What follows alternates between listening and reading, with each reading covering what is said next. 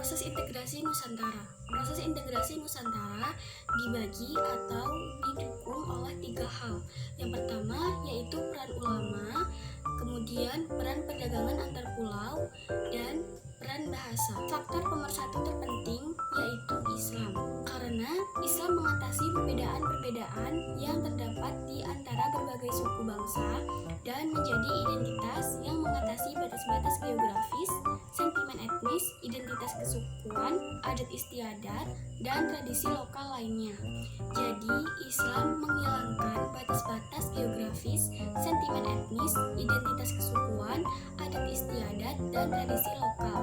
Kemudian munculnya kerajaan-kerajaan yang bercorak Islam, seperti berkembangnya pendidikan Islam di istana-istana raja, seolah menjadi pendorong munculnya pendidikan dan pengajaran di masyarakat.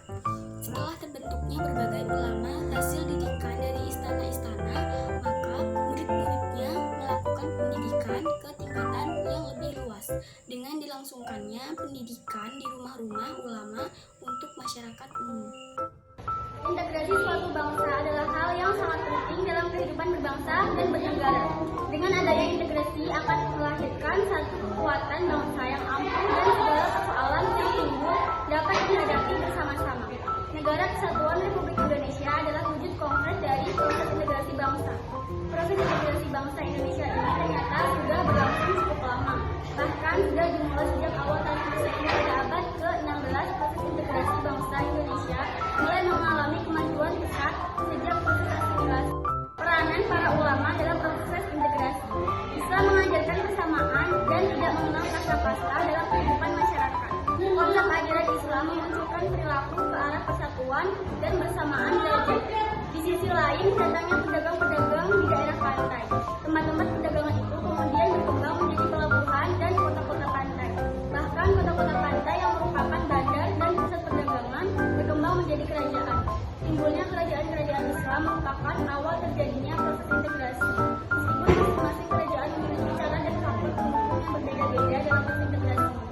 Peran perdagangan antar pulau. Proses integrasi juga terlihat melalui kegiatan pelayaran dan perdagangan antar pulau. Sejak zaman kuno, kegiatan pelayaran dan perdagangan sudah berlangsung di Kepulauan Indonesia. Pelayaran dan perdagangan itu berlangsung dari daerah satu ke daerah yang lain, bahkan antar negara yang satu dengan negara yang lain. Kegiatan pelayaran dan perdagangan pada umumnya berlangsung dalam waktu yang lama. Hal ini menimbulkan pergaulan dan hubungan kebudayaan antara para pendagang dengan penduduk setempat. Kegiatan pemecahan ini mendorong terjadinya proses integrasi.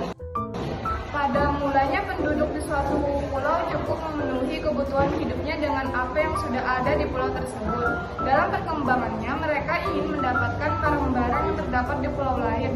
Untuk memenuhi kebutuhan tersebut, kegiatan tersebut terjadilah hubungan dagang antar pulau terjadi pelayaran dan perdagangan antar pulau di Kepulauan Indonesia yang diikuti pengaruh di bidang budaya turut berperan serta mempercepat perkembangan proses integrasi.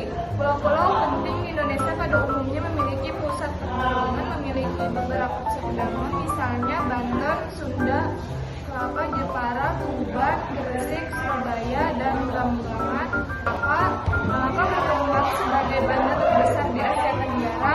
Tahun 1511 Malaka jatuh ke tangan Portugis akibat perdagangan Nusantara berpindah ke Aceh. Dalam waktu singkat, Aceh berkembang sebagai bandar dan menjadi sebuah kerajaan yang besar.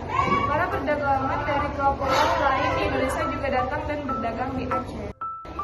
Sementara itu, sejak awal abad ke-16 di Jawa, berkembang kerajaan, Demak, dan beberapa bandar sebagai pusat perdagangan di Kepulauan Indonesia. Bagian tengah maupun timur juga berkembang kerajaan dan pusat-pusat perdagangan.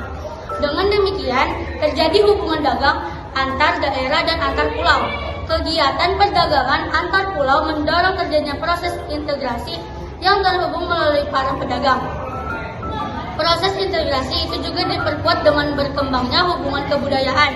Bahkan juga ada Bahkan juga ada yang diikuti dengan perkawinan. Bahasa juga memiliki peran yang strategis dalam proses integrasi. Kepulauan Indonesia terdiri atas beribu-ribu pulau yang dihuni oleh aneka ragam suku bangsa. Tiap-tiap suku bangsa memiliki bahasa masing-masing. Untuk mempermudah komunikasi antar suku bangsa Indonesia diperlukan satu bahasa yang menjadi bahasa perantara dan dapat dimengerti oleh semua suku bangsa. Jika tidak memiliki kesamaan bahasa, persatuan tidak akan terjadi karena di antara suku bangsa timbul kecurigaan dan perasaan lain. Bahasa merupakan sarana pergaulan. Bahasa Melayu digunakan hampir di semua pelabuhan-pelabuhan di Kepulauan Nusantara. Bahasa Melayu sejak zaman kuno sudah menjadi bahasa resmi negara Melayu Jambi. Pada masa kejayaan Kerajaan Sriwijaya, bahasa Melayu dijadikan sebagai bahasa resmi dan bahasa ilmu pengetahuan. Hal ini dapat terlihat dalam prasasti kedudukan Bukit tahun 683 Masehi, prasasti Talang Tuwo tahun 684 Masehi, prasasti Kota Kampung tahun 685 Masehi, dan prasasti Karang Berakhir tahun 685 Masehi. Para pedagang di daerah-daerah sebelah timur Nusantara juga menggunakan bahasa Melayu sebagai bahasa pengantar. Dengan demikian, berkembanglah bahasa Melayu ke seluruh Kepulauan Nusantara. Pada mulanya, bahasa Melayu digunakan sebagai bahasa dagang, akan tetapi lambat laun bahasa Melayu tumbuh menjadi bahasa perantara dan menjadi ribuan friends di seluruh Kepulauan Nusantara, Semenanjung Malaka, Malaysia Seberang, pantai timur Pulau Sumatera, pantai barat Pulau Sumatera, Kepulauan Riau, dan pantai-pantai Kalimantan penduduk menggunakan bahasa Melayu sebagai bahasa pergaulan. Masuk dan berkembangnya agama Islam mendorong perkembangan bahasa Melayu. Buku agama dan tafsir Al-Quran juga menggunakan bahasa Melayu. Ketika menguasai Maluku, Portugis mendirikan sekolah-sekolah dengan menggunakan bahasa Portugis, namun kurang berhasil. Pada tahun 1641, VOC merupakan Malaka dan kemudian mendirikan sekolah-sekolah dengan menggunakan bahasa Melayu. Jadi secara tidak sengaja, kedatangan VOC secara tidak langsung ikut mengembangkan bahasa Melayu.